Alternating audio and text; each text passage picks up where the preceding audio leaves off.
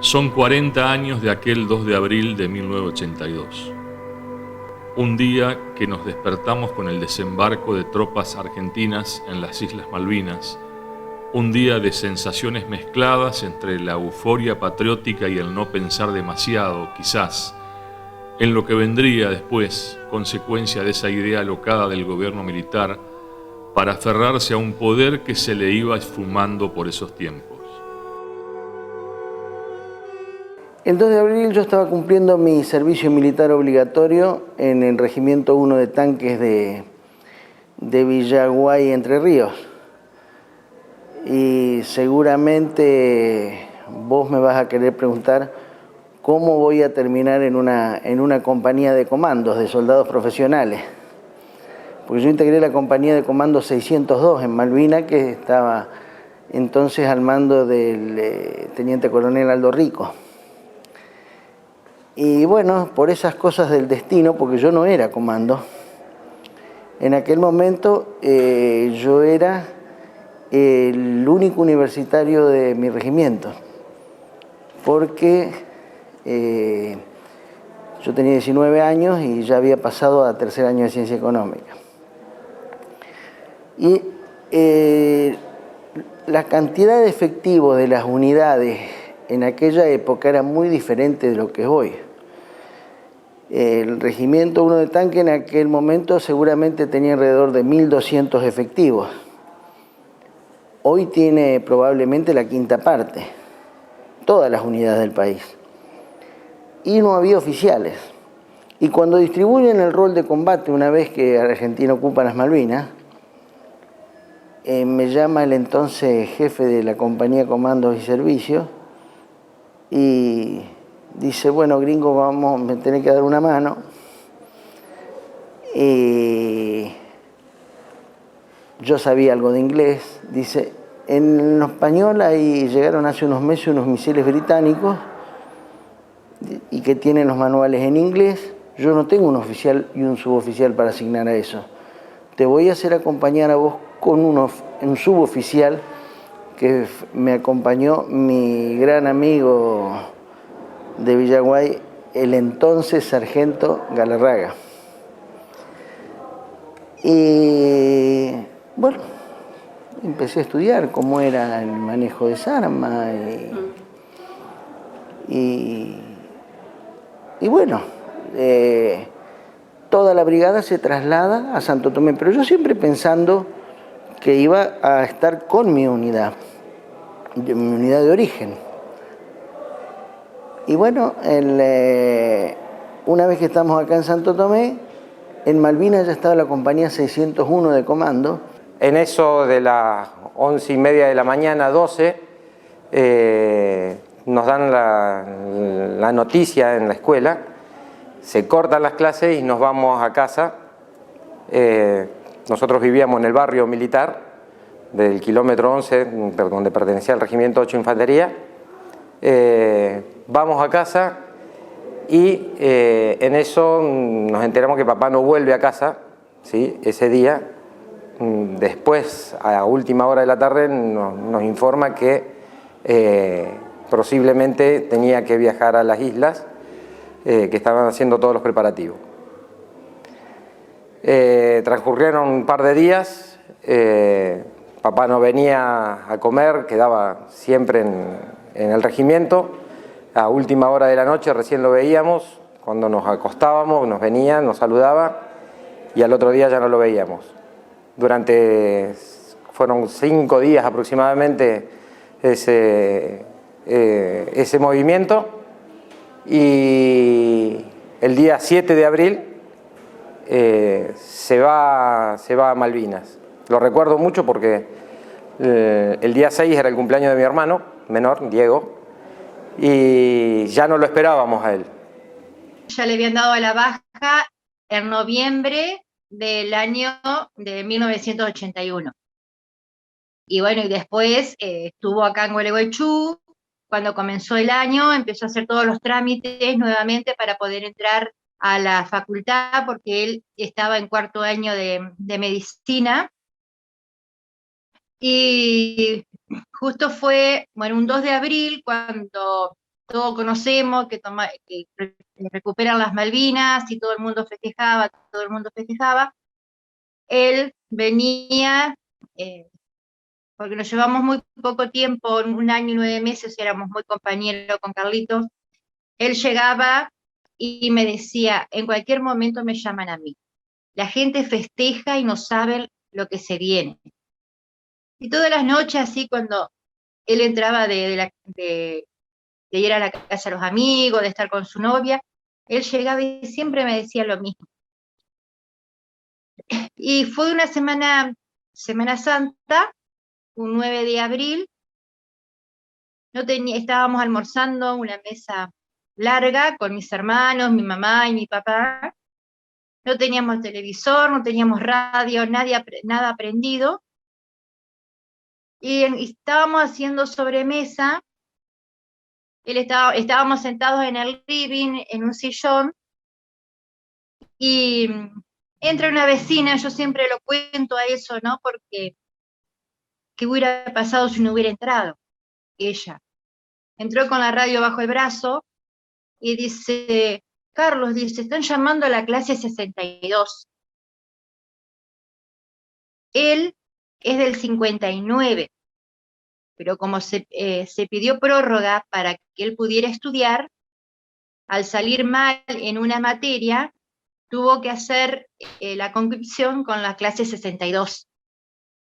Y esta mujer nos dice, Carlos, dice, están llamando a la clase 62. Y se levanta del sillón, y mamá y papá lo llevan a su habitación y le dice, Carlito, no te vayas hasta que no te notifiquen. Y él decía, no, yo tengo que estar con mis compañeros, yo tengo que estar al lado de ellos.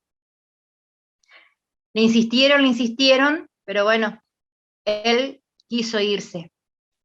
Y el 9 de abril a las 3 de la tarde fue la última vez que lo vimos, que partió de la terminal vieja de acá de Gualeguaychú. Y bueno, ese recuerdo lo tengo muy, muy grabado, porque cuando hasta como estaba vestido él, lo tengo muy grabado, porque cuando el colectivo va a salir, él nos mira y ahí agachó la cabeza y con la mano se sostenía. Y ahí después de eso ya no lo vimos más. O sea que, y cuando él llegó a La Plata, porque él hizo la conscripción en La Plata. Estuve en el Teatro de Operaciones y salimos, me acuerdo el 2 de abril perfectamente, todo. Y bueno, ya te digo, mi función era electricista de cubierta, no del barco, no de cubierta de vuelo. Y de esa época me acuerdo, la verdad no tomé mucha conciencia que estábamos en una guerra. No tomé mucha conciencia que estábamos en una guerra. Hemos pasado frío, tuve miedo, hay momentos que tuve miedo, pero lo tomaba de otra forma. Después, por los años, me fui dando cuenta de lo que había pasado y lo que había vivido. Yo hasta hace muy poco, hará unos 5 años, 6 años, que recién pude ir a una reunión, a un desfile. Yo no podía, no lo soportaba. Y actualmente me cuesta un poco, me cuesta también. No vi nada malo. Pero en el sentido de que no lo asumí como si estuviese en guerra. Yo, porque no me di cuenta. Y eso es lo que viví. Después, aparentemente, se me cayó la ficha. Y ahí me di cuenta. Vi un montón de gente llorar al lado mío, vi muchas cosas raras en el sentido, no raras, sino lo que estaban pasando, viviendo. Y yo no me daba cuenta en ese momento. El 2 de abril yo estaba acá en mi casa. Yo vivía en María Selva y estaba de licencia porque yo salía en la última baja. ¿Estabas en el servicio militar? Sí, servicio militar obligatorio, era soldado conscripto. Y cuando se recuperan las islas, yo estaba en mi casa. Mi papá era mecánico y tenía un taller junto con mi cuñado. Y yo me entero de que se habían recuperado las islas por una de las radios de acá de AM, y Bueno, me voy al distrito militar, donde nos daban los PPS, que eran los pasajes para el soldado conscripto. Pero a Mercedes Corrientes no había, porque esos pasajes eran para ir en tren. Y bueno, como mi papá trabajó muchos años en el transporte, me consiguió un boleto en una de las líneas que iba hasta Paso de los Libres y cruzaba por Mercedes Corrientes. Así que yo me presento en el regimiento el día 5 de abril, pero el 6 de abril era el cumpleaños de mi mamá. Y con esto yo quiero decir cómo éramos nosotros los 19 años de aquella época, porque me acuerdo que mi mamá me dice, mañana es mi cumpleaños, ¿te vas a ir? Sí, le digo, yo me tengo que ir, mamá, le digo, porque tengo que cumplir con mi deber. Y no es que yo haya sido más patriota que nadie, sino que sabía cuál era mi obligación y cuál era mi responsabilidad. En ese momento nosotros teníamos ese sentido de pertenencia y de patria, siendo que yo jamás conocí las islas, más que por las hermanitas perdidas.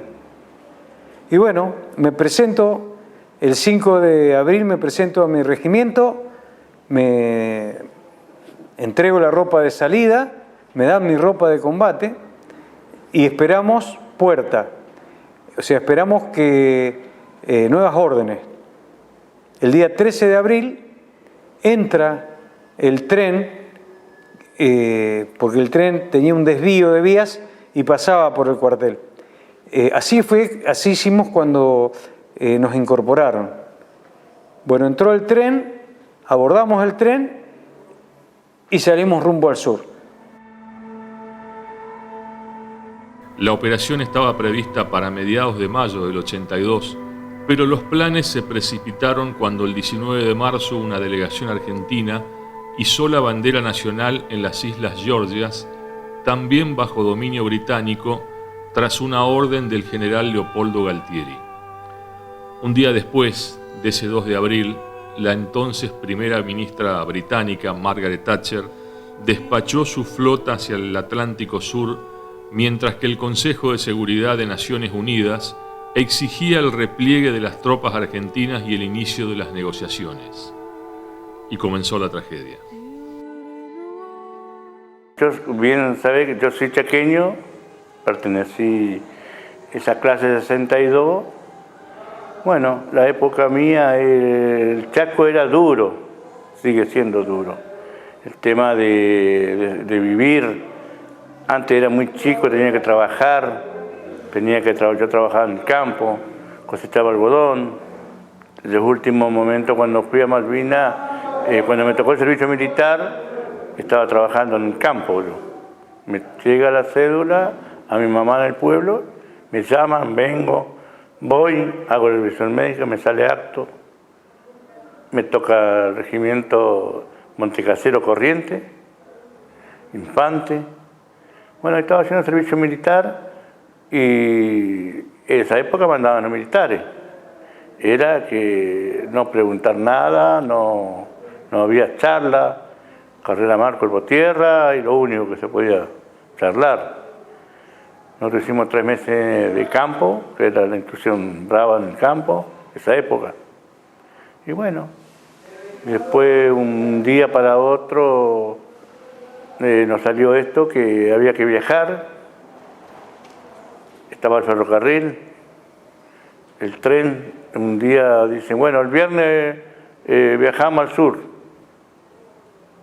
Nadie sabía por qué, nadie sabía. El viernes a la mañana, bueno, todo, formación, todo arriba. Entró el tren hasta dentro del regimiento, que antes entraban hasta dentro del regimiento, allá en Corrientes. Subimos todo, vinimos a Paraná. Nosotros llegamos el 23 de abril a Malvinas. Bueno, de acá nos fuimos un vuelo con un avión pasajero. El 2 de abril estábamos haciendo el servicio militar en Mercedes Corrientes, en el Regimiento 2 Infantería. Yo soy de Santa Fe, fuimos 50 santafesinos a hacer el servicio militar en Mercedes Corrientes. Fuimos a Malvinas con el Regimiento 2 Infantería de Mercedes Corrientes. Nosotros nos desempeñamos en Puerto Darwin, donde hicieron cabecera de playa los ingleses.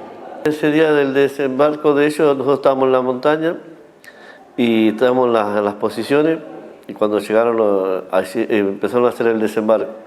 Ellos fueron, los primeros que se enfrentaron fueron con una parte del Regimiento 12 y una parte del 25.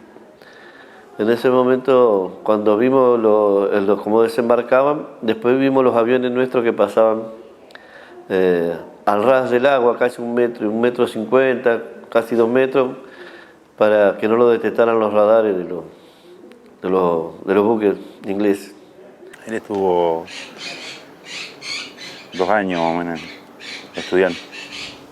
Después se recibe ese año y al año siguiente él vino a pasar las vacaciones acá, estuvo 3 meses y se fue de vuelta a la Marina. Y él nunca nos dijo que lo que se venía después de eso, ¿no? Y él se presentó en marzo, se presentó a la Malvina de vuelta. Y de ahí no sabíamos nada, que se venía la guerra, ¿no? Y después nos enteramos nosotros que se arma la guerra en Malvinas.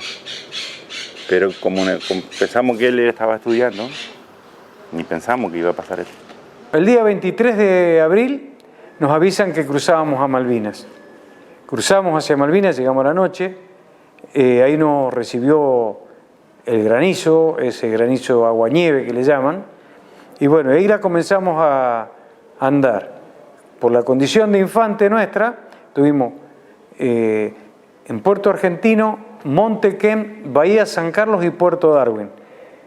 Yo te nombré varios lugares, pero el único lugar a donde entré en combate fue en Puerto Darwin. Los demás lugares estuvimos cuidando a la gente que hacía los pozos campo minado, las posiciones de campo minado. Eso hacíamos nosotros. Por eso, si ustedes leen algo del Regimiento 12 Infantería, el Regimiento 12 estuvo desperdigado por toda la isla. Nosotros entramos en combate el día 26 de mayo a la noche. Nos pasaban continuamente aviones y nos tiroteaban, pero el 26 de mayo a la noche empezaron los bombardeos para poder ingresar con su infantería. Nosotros repelimos el avance de los ingleses y los hicimos ir. Nosotros peleamos no solo contra Inglaterra, peleamos contra la OTAN y todos sus mercenarios, todos sus soldados pagos. Peleamos contra Gurkha, canadienses, escoceses, irlandeses e ingleses. La Fuerza Aérea incorporó a sus filas por primera vez a las mujeres en el año 1980, las cuales yo soy la primera promoción de enfermeras con estado militar. Existían en ese momento las policías aeronáuticas con el estado policial dentro de los aeropuertos, pero mujeres militares con estado militar éramos las enfermeras las primeras en tener eso, y era una prueba piloto para ver si nos adaptábamos al ritmo. Bueno, en el 82, como a todos, nos sorprende la guerra de Malvinas. Yo era la jefa de enfermería del Hospital Aeronáutico Central, y en la reunión de jefatura me dicen que me tengo que ir para Malvinas, que me busque 5 personas, 5 enfermeras militares que yo crea que no iban a claudicar en un momento como el que se podía venir. Así que me busqué la enfermera de terapia, la de unidad coronaria, la de la guardia y otras más, y otra más, y marchamos. Nos fuimos a Palomar, entre el 3, el 4, el 5, no teníamos una visión exacta del día, Y bueno, cuando llegamos a Palomar realmente fue el primer encontronazo que dijimos, ups, esto no es un simulacro como estábamos acostumbrados a hacer. Y bueno, y marchamos. Subimos a un avión con un montón de soldados que iban sentados en el piso cantando el himno, a grandes victorias, porque iban muy convencidos que ellos iban a defender la patria, como lo hicieron. Así que bueno, el piloto, éramos las 5 únicas mujeres con 200 y algo de chicos que iban ahí. El piloto nos llevó a la cabina para que estemos un poco más separadas. Y bueno, llegamos a Comodoro y nos dice la superioridad que el hospital se quedaba ahí. Veíamos ya que estaba todo el terreno preparado, alisado con máquinas en cabecera de pista. Así que bueno, ahí quedó cuando llegó al hospital, que fue por tierra, por camiones, porque los aviones estaban pura y exclusivamente para otras cosas, trasladar personal y demás elementos.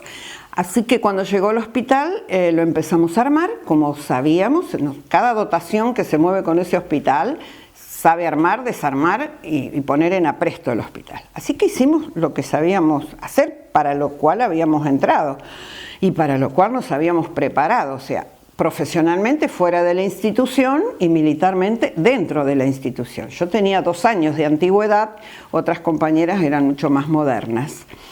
Así que bueno, lo empezamos a preparar y preparar mucho material que nos requerían de las islas, y enviar todo lo que más podíamos. En la bodega de los aviones había un lugar específico para sanidad y todo el requerimiento. Y bueno, hasta que llegó el 1 de mayo, las 4:40, cuando empiezan los bombardeos, y al poco tiempo empezaron a llegar los heridos, y los recibíamos en un hangar de IPF que todavía está, conteniéndolos, asistiéndolos, y creo que siempre digo que la Fuerza Aérea estuvo acertada en colocar sus mujeres en esa línea, porque era ahí donde teníamos que estar. Éramos un poco madre, un poco hermano, un poco novio, un poco cartero, porque nos pedían por favor que le avisemos a la familia que estaban vivos, que estaban heridos, pero estaban vivos.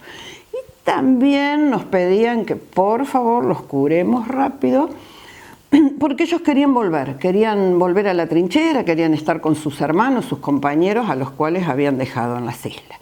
Así que yo recalco en este momento de toda charla el valor, el patriotismo de estos jóvenes leones de 18 años, que estaban cumpliendo con un servicio militar obligatorio, que muchos de ellos hicieron la instrucción militar en la guerra misma, porque sin instrucción los habían llevado.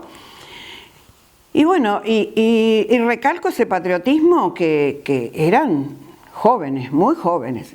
Nosotros no teníamos más años que ellos, 2, 3 años más que ellos. Así que, si bien venían con las heridas del cuerpo propio de una guerra, gran quemado, esquirlas y demás, nosotros veíamos esa herida, ese dolor del alma que traían, que a veces dolían mucho más. Yo no voy a olvidarme nunca más de sus miradas, por ejemplo. Esa mirada de tristeza, de dolor, de susto, esa mirada en ojos rojos, llorosos, pero con esas ganas de decir, yo quiero volver.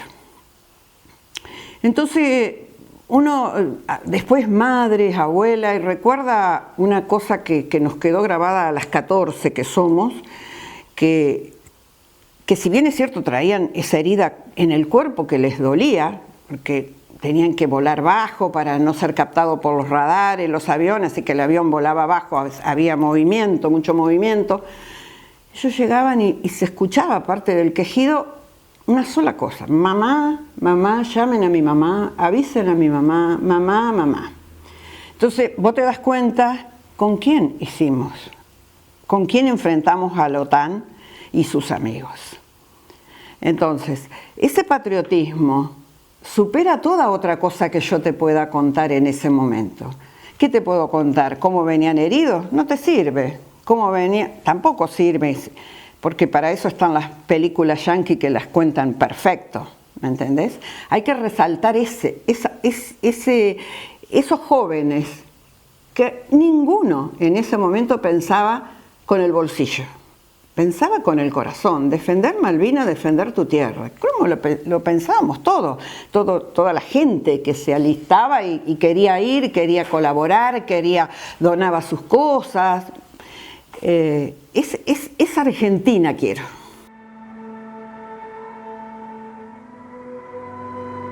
Tras el fracaso de la diplomacia para abrir el diálogo, el poder británico comenzó con el bombardeo sobre Puerto Argentino, la rebautizada capital de las islas. Y días después, el submarino nuclear británico Conqueror hundió el crucero argentino General Belgrano, donde murieron 323 soldados argentinos.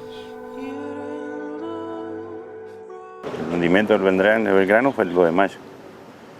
Bueno, ahí se vino todo.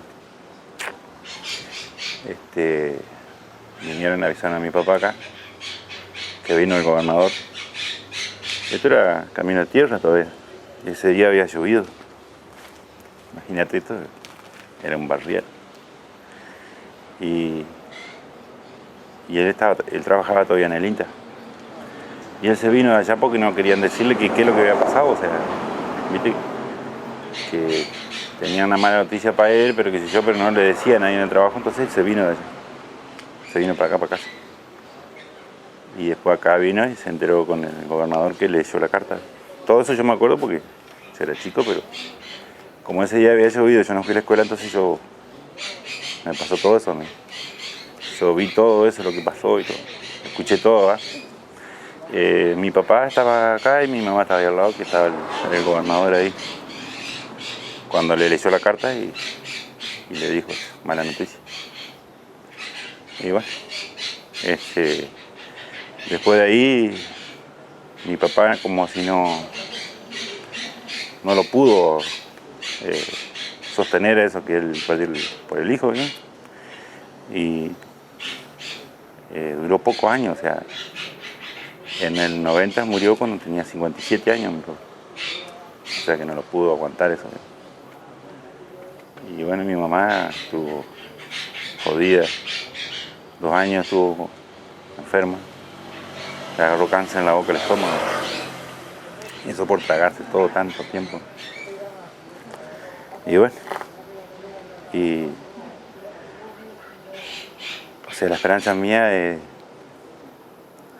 encontrarlo. Me han dicho cosas que puede ser que esté vivo él ahí. Y que no puede volver porque que no se acuerda quién es, o sea, está perdido. Hasta que no me saque yo eso, la duda, yo no voy a parar. De alguna manera yo voy a ir, voy a buscar, voy a ver si encuentro. El lugar que me dijeron es que no puedo ir porque en este momento la situación como está no nos ayuda, ¿veo? La plata. Si yo tuviera la plata que yo necesitaría para ir hasta allá, descubriría el lugar ese, a ver que sí es cierto, ¿no? Que me dicen, pero para sacarme esa duda. Llegamos a Malvinas ya en la última semana de mayo. Primero nos instalamos en lo que era el gimnasio de Malvinas, pero ya éramos demasiada gente y demasiados equipos en Malvinas, era como quien dice un blanco demasiado rentable para el enemigo. Entonces nos distribuyeron por secciones o por patrullas en distintas casas de Puerto Argentino, por una cuestión de seguridad, ¿no es cierto?, y para evitar el hacinamiento. Y bueno, la sección fue a una casa que hasta hoy en día ya no existe, pero que quedaba enfrente de lo que hoy es el pub Victory. Porque yo volví en el 2012 a Malvinas y busqué la casa y no, está en la ubicación, pero no la casa, sí la de otra patrulla que estaba enfrente. Y bueno, la función nuestra era hacer cobertura antiaérea, sobre todo a las unidades de artillería que estaban fuera del alcance de la defensa aérea de Puerto Argentino. Y o hacer misiones como ocurrió entre el 5 y el 9 de junio en un cerro que se llama el Monte Harriet. Ahí fuimos a hacer, como quien dice, entre comillas, una cacería de helicópteros británicos que pasaban por la zona. Ese era el último eslabón de Puerto Argentino, en la zona que da al extremo frente al Monte Wall, donde ya estaban los ingleses. Y bueno, y ahí ocurrió uno de los hechos quizá, no sé si llamarlo traumáticos, pero que me marcó en mi vida, porque el 8 de junio me va a quedar grabado por siempre, porque a primera hora de la mañana descubrimos lo que fue el desembarco de los buques en Bahía Agradable del Sir Galahad y el Sir Tristram. ¿Cómo lo descubrimos? Casi de una manera fortuita, porque nosotros estábamos fácilmente 30-35 kilómetros del lugar y con neblina. Y amanece muy tarde en esa época del año en Malvinas. Y yo empiezo con el visor del lanzamisiles, que para lo que es hoy es casi una pavada, pero en aquel momento tener un visor de 25 aumentos hace 40 años e infrarrojo, porque justamente necesitaba ser infrarrojo para poder seguir el cohete del misil. Se veía como una manchita roja, eso era lo que había que corregir para hacer impacto en las aeronaves.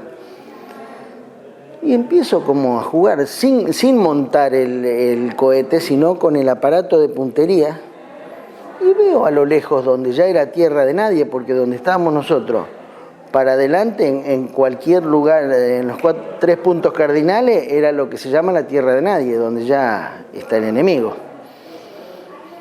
Y veo como un destello rojo. Y ¿cómo? Para que haya un destello rojo tiene que haber una fuente de calor importante. Y empecé a observar. Y cada tanto seguía ese destello rojo en medio de la niebla y no había ni amanecido todavía. Lo llamo a mi superior para que él también mirara y que mirara con el otro equipo.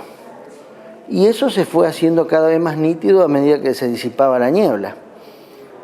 Y efectivamente, eran las chimeneas de los barcos, que como eran barcos de transporte, no barcos de guerra, tenían calderas diésel, entonces generaba mucho calor en los escapes de las chimeneas, no como los barcos de guerra, que son mucho más fríos, y entonces las pudimos ver desde esa distancia, verlas sin verlas, pero sabíamos que ahí había. Entonces dimos el aviso y unas 3 horas y media después ya se produjo el bombardeo de la Fuerza Argentina, porque cuando nosotros relatamos eso ya suponían que había un barco en esa zona. Entonces, si no en 3 horas y media es muy difícil que ya estén atacando. En 3 horas y media hay que preparar las aeronaves, hay una serie de cosas, ¿no es cierto? No es tan rápido. Y entre 3 horas y media y 4, no más de eso, se produce ya el primer bombardeo en lo que fue el día más negro de la flota. Los 2 buques quedaron destruidos, murieron 52 británicos y hubo más de 150 heridos. Y 3 pilotos argentinos perdieron la vida en la segunda oleada. Eso también lo vimos con el visor, como si estuviéramos por televisión, el dramatismo de la guerra, ¿no? Bueno, en ese momento ahí nos dimos cuenta realmente que íbamos a estar en guerra, que la guerra ya se iniciaba. Ahí nos dimos cuenta ahí extrañábamos a la madre, a nuestros hermanos, nos acordábamos de todo. Eran ráfagas que nos pasaban por la cabeza y a la vez el miedo de saber que íbamos a entrar en combate. Yo estuve a las órdenes del teniente Garras en un cambio de posiciones cuando se armaron los combates. Yo perdí un compañero en un Pozo Zorro y a mí me sacó un teniente del Pozo Zorro porque me había choqueado el combate ya, y cuando vi caer mi compañero me sacó dentro del Pozo Zorro, me arrastró, me pegó un par de cachetadas para que reaccionara hasta que llegué a otra posición para reaccionar para seguir el combate. Y me acuerdo de Montequén, yo cuando hablo así, mi pensamiento está allá. Yo veo todo donde estuve, la tarde, así, llegando la noche, tiraban, llegando a las 6 de la tarde, así, toda la noche era tiro, tiraban cañones, silbidos de los cañones. Y por ahí vos escuchabas a los muchachos que algunos lloraban, heridos, que no se le podía, en la impotencia, bueno, no se le podía hacer socorrer ni nada porque tiraban y aparte, ¿qué iba a hacer? Llamaban a la madre, a la familia. Y uno, bueno, ¿qué iba a hacer? Había que seguir.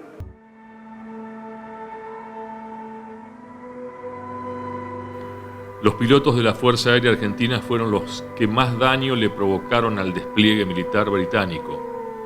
Pero en tierra, el avance de los militares ingleses, que eran todos profesionales, fueron doblegando y asesinando a cientos de jóvenes y valientes soldados. Lo más duro fue tirar el primer tiro. Eso a mí me persiguió muchos años porque yo creo que más de uno ahí nos hicimos amigos de Dios, porque nos encomendamos a Él a lo que pase. Porque del otro lado vos sabés que hay seres humanos igual que vos, que no te conocen, no te hicieron nada, ni vos le hiciste nada. Pero vos, como yo se lo dije a mi vieja, yo cumplía mi deber. Es por eso que esa situación creo que fue una de las más duras. Después, el ser tomados prisioneros, también eso te pegaba, porque no era que vos habías perdido. No te das cuenta si ganaste o perdiste. Es el deshacerte de tus armas, el después ir a juntar a tus propios compañeros muertos, y eso te pega. Y lo que uno se va a enfrentar a lo desconocido. Nosotros recibíamos cartas de él, unas cartas hermosas, pero era como que ya no estaba preparando, como que él ya sentía lo que iba a pasar. Es más, unos días antes de irse, estábamos los dos en la vereda de casa, y él me dice, yo no sé qué es lo que Dios me pide de mí. Entonces es como que siento que Dios me está pidiendo algo y no sé qué es. Entonces yo le digo, ¿y vos qué tenés? Le digo, ¿tenés miedo que te llamen para ir a Malvinas y te maten allá? Levanta las manos y da un paso para atrás y me dice, si tengo que morir, que sea la voluntad de Dios. Bueno, y las cartas que él nos mandaba nos pedía de que estuviéramos siempre juntos, que rezáramos mucho, que no solamente rezáramos por él y por los argentinos, sino que también rezáramos por los ingleses, porque los ingleses también eran hijos, eran familia, eran papá, eran hermanos.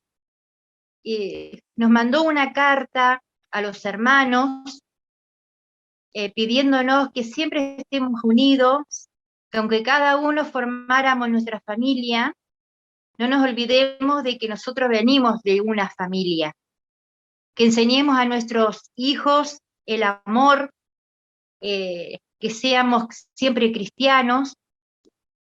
Y eran todas cartas como que él te estaba preparando. Y hay una parte en una de las cartas que dice, yo le pido a Dios que le enseñe a mis padres y a mis hermanos vivir sin mí.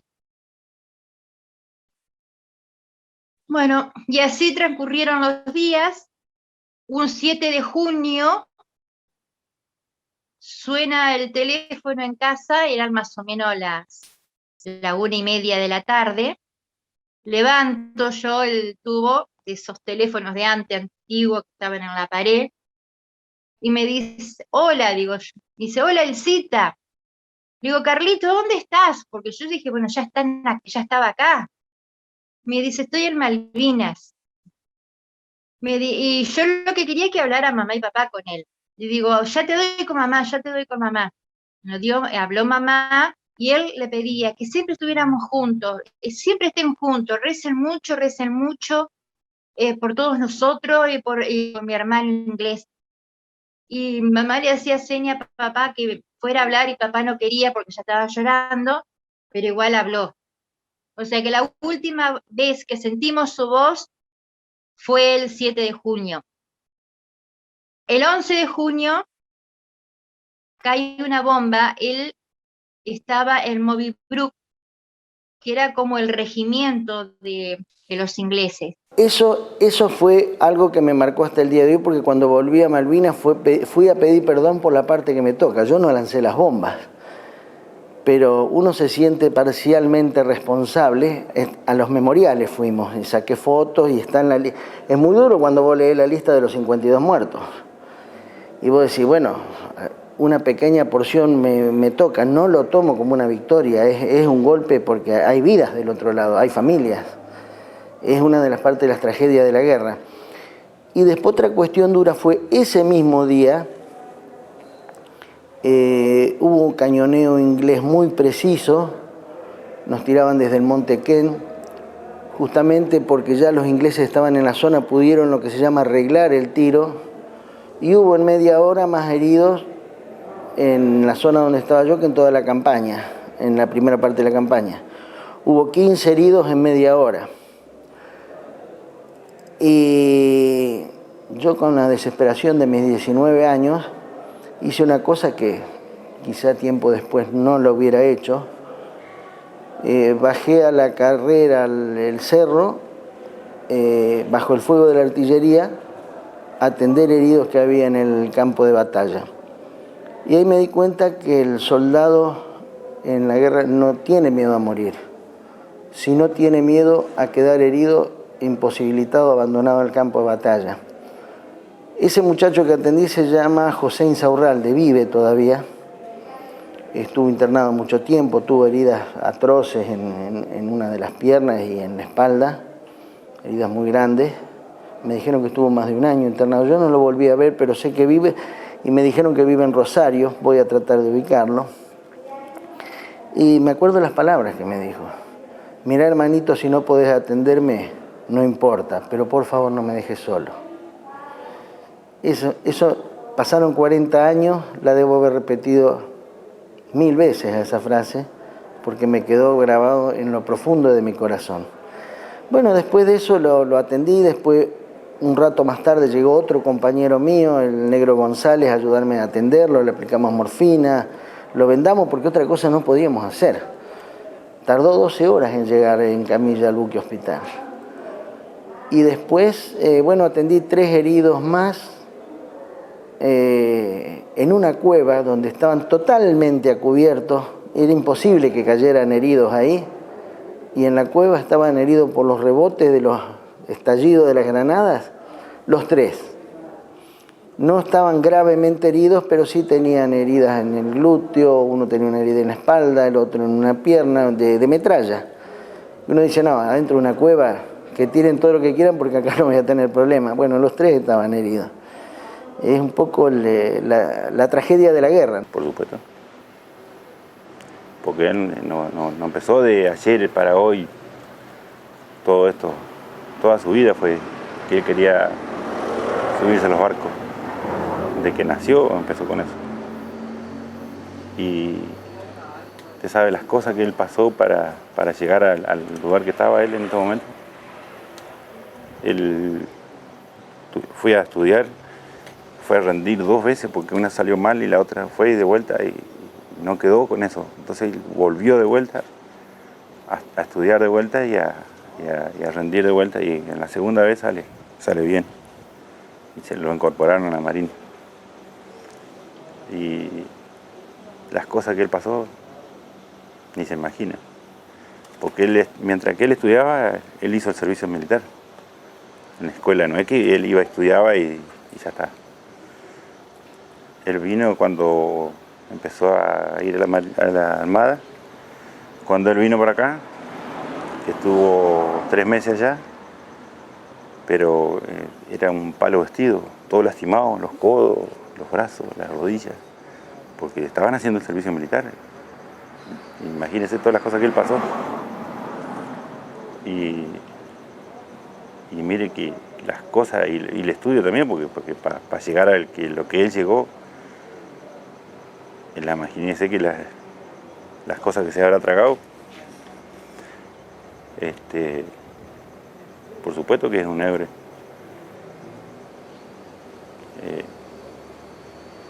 No es porque se haya perdido, pero igual, si él le había pasado algo y se había vuelto de vuelta, también o sea, lo obligaron a ir al frente allá.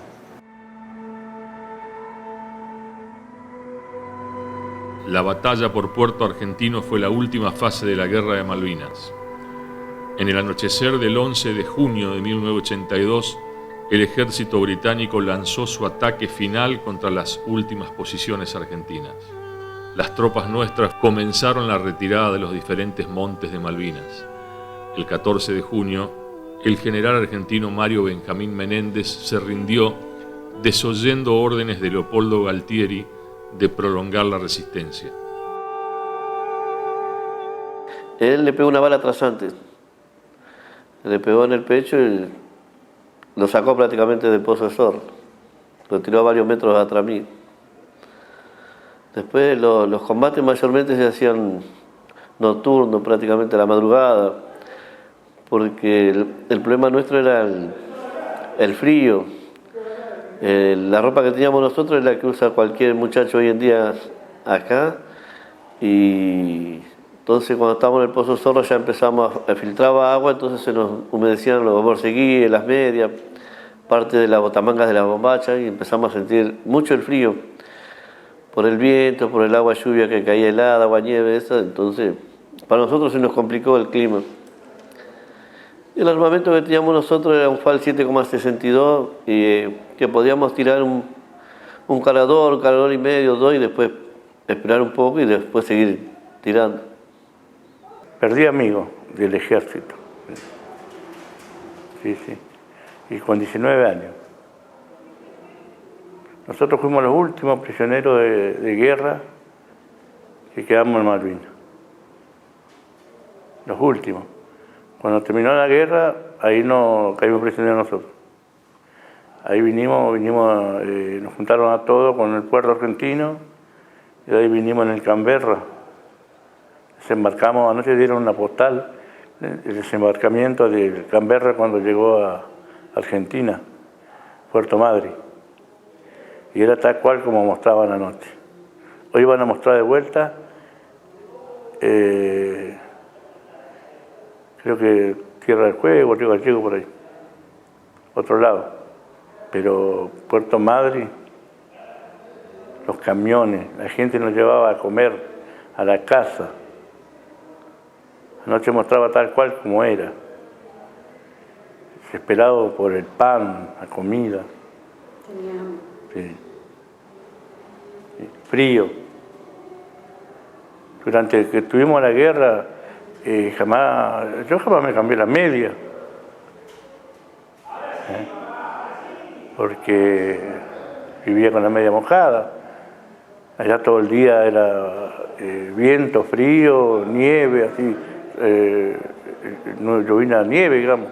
Nosotros en Comodoro estuvimos desde los inicios hasta el final de la guerra, porque desplegó el avión el hospital con la última enfermera, el cabo principal Basler, todas reconocidas por el Congreso de la Nación por la Ley 23.118, con medalla y con el diploma, como veteranas de Malvinas.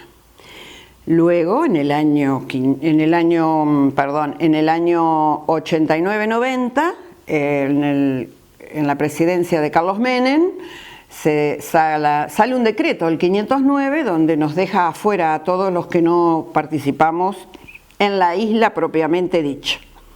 Por ese motivo se transformó en una disputa económica, le digo yo.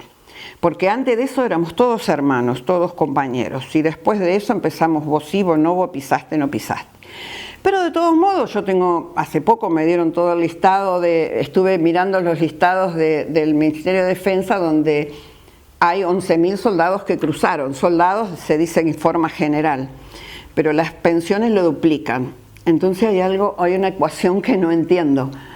¿Por qué hay 11.000 que cruzaron? Hay 22.000 pensiones y a nosotros no nos quieren reconocer, siendo que ahora estamos reconocidas desde el año pasado por el Poder Judicial. Es en mi caso, el primer juicio con perspectiva de género que ha servido para que todos los abogados y muchas otras personas de diferentes partes de Latinoamérica hayan visto este juicio en estas circunstancias como un precedente, es decir, el caso Reynoso ha marcado un antes y un después.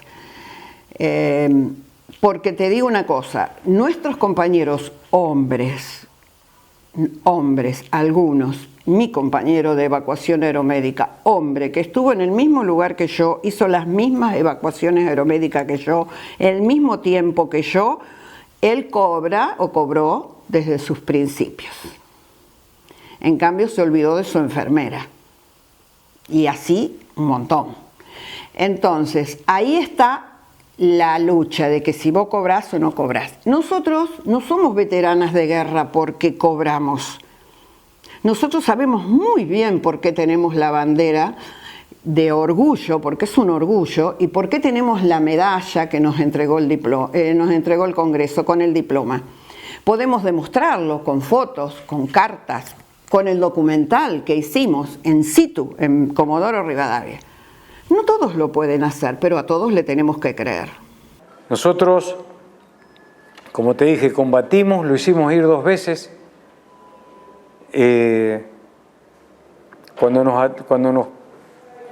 nos posicionan 2 fragatas que nos entran a tirar, ahí ya no teníamos más con qué aguantarlo.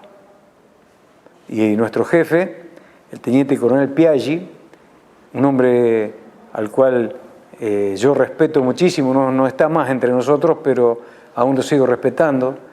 Él pactó la rendición porque nosotros nos tuvimos que entregar prisioneros, no teníamos más municiones, no teníamos más con qué pelear.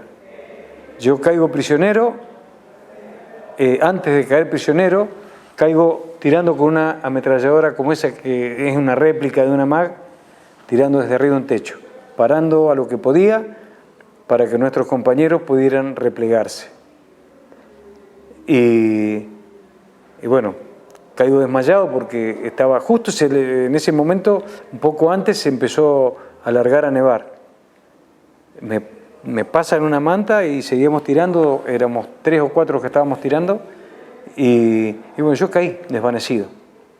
Cuando me desperté estaba sentado así y el cabo Galván me daba agua para que y bueno, y después se pactó la rendición. Por suerte, gracias a Dios, bueno, cuando terminó, que caímos prisionero, una tristeza, un dolor, porque muchos compañeros tuvimos que juntarlos, que estaban muertos. ¿Eso te causa tristeza? Tristeza, sí. Y bajarlo duro por el hielo. Y no sabía qué hacer. Con 19 años uno no.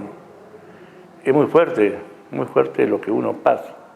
Y nosotros cuando conocimos ahí eran tipos grandes, ya eran 25 años, y la mayoría eran pagados, la mayoría. Nosotros tuvimos un compañero que hablaba en inglés, y él le decía que era el trabajo de ellos.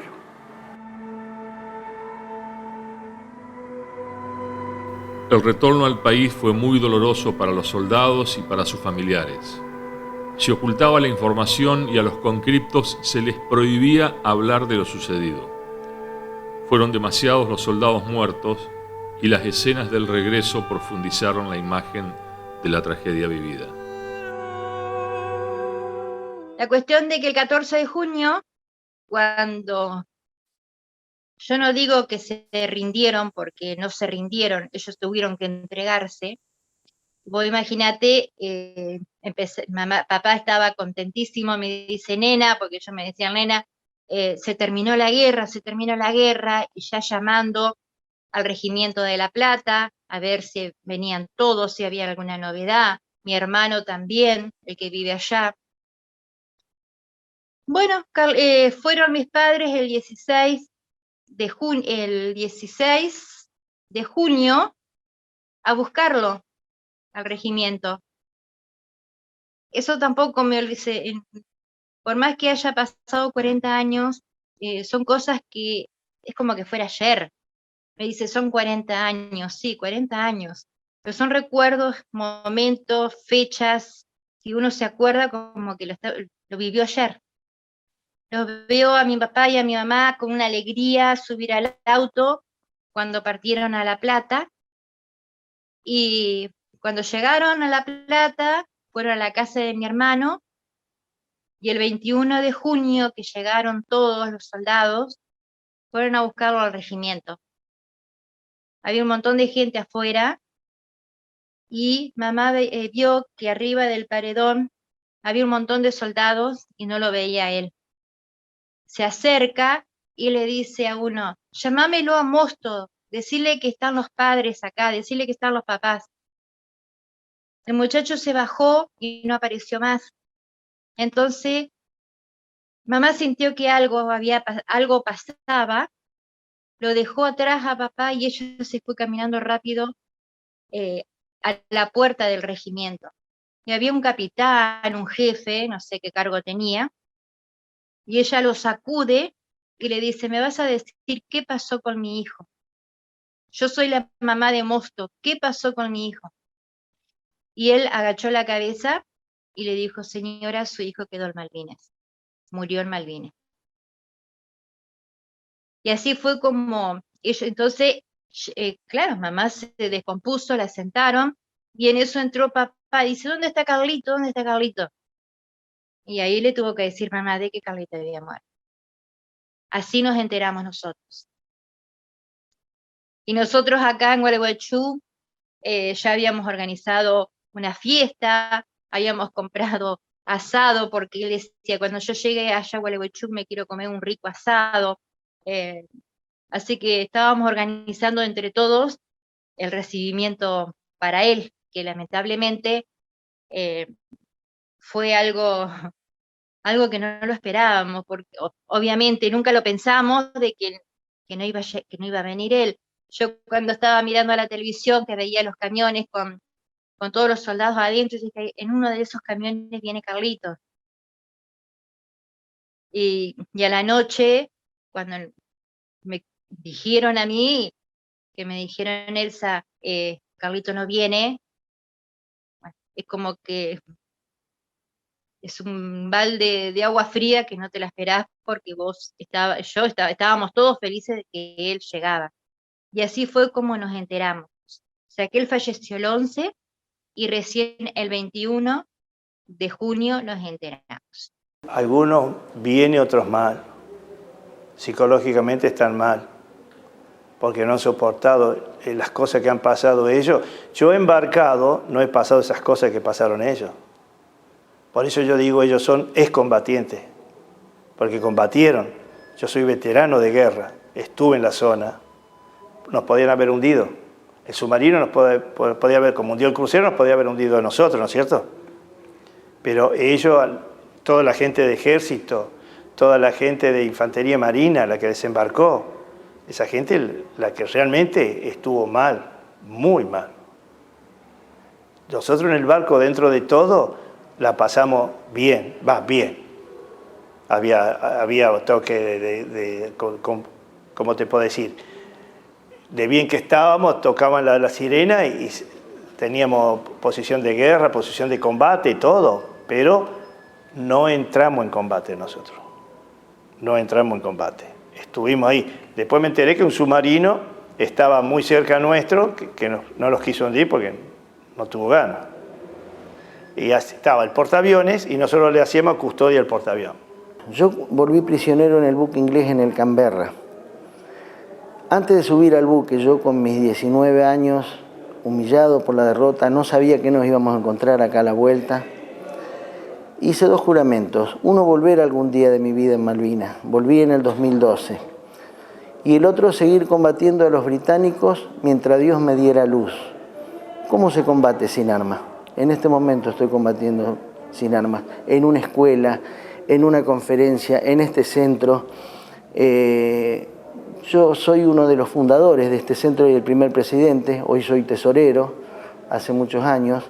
Y es la forma de combatir, dejarle el legado a las generaciones futuras, porque Malvinas va a llevar varias generaciones más a recuperarla, varias generaciones. Y la única manera es poder transmitir nuestro legado a las generaciones futuras.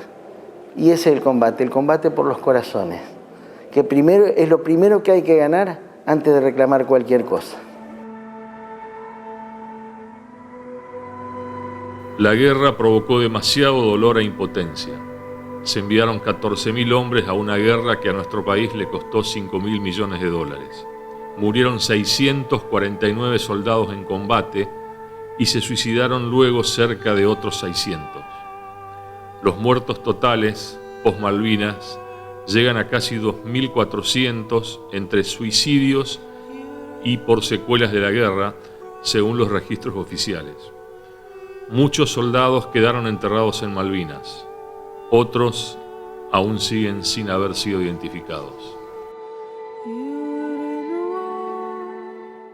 Y cuando nos dijeron a nosotros, que nos llamaron en diciembre del 2017, que fui con mis 2 hermanos a Buenos Aires, y nos dieron una carpeta y nos dijeron el cuerpo de Carlitos se localizó.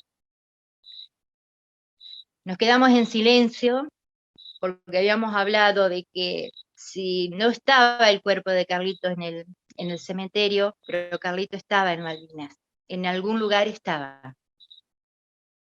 Lo que nos entregaron fue la medalla de Carlitos con su número de documento, esa media medalla que le da el regimiento.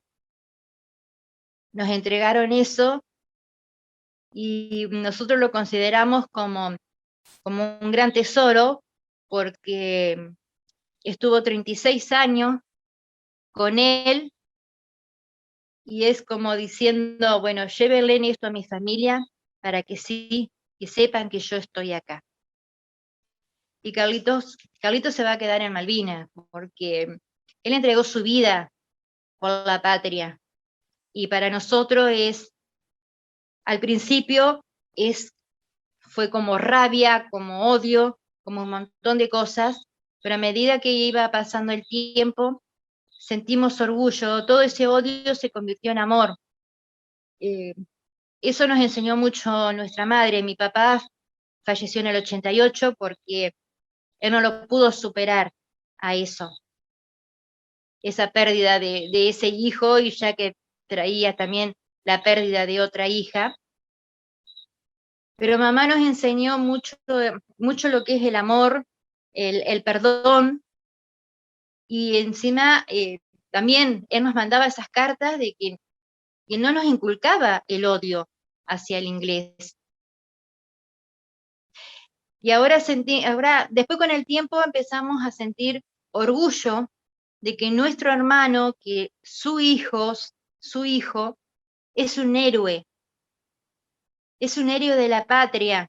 Carlitos no va a ser olvidado nunca. Fue una guerra.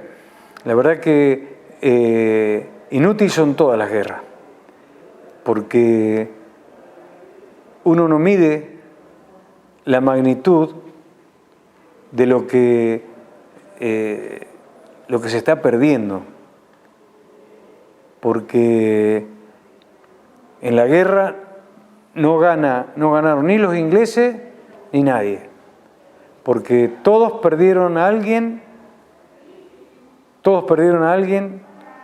hubo padres que perdieron sus hijos, Hubo hijos que han perdido a sus padres porque los ingleses eran bastante grandes y los suboficiales y oficiales nuestros que murieron también, tanto del ejército, de la armada, de aeronáutica, de gendarmería y de prefectura. Las guerras son todas inútiles. Para mí ver, ¿no? Son todas inútiles. Es como, yo me peleo con vos, pero lo mando a mis amigos que se peleen entre ellos, por tu lado y el mío. Voy yo después, nos vamos a tomar un vino y capaz que nos arreglamos. Pero en el momento en los que se pelearon, esos fueron los que sufrieron, y sus familiares.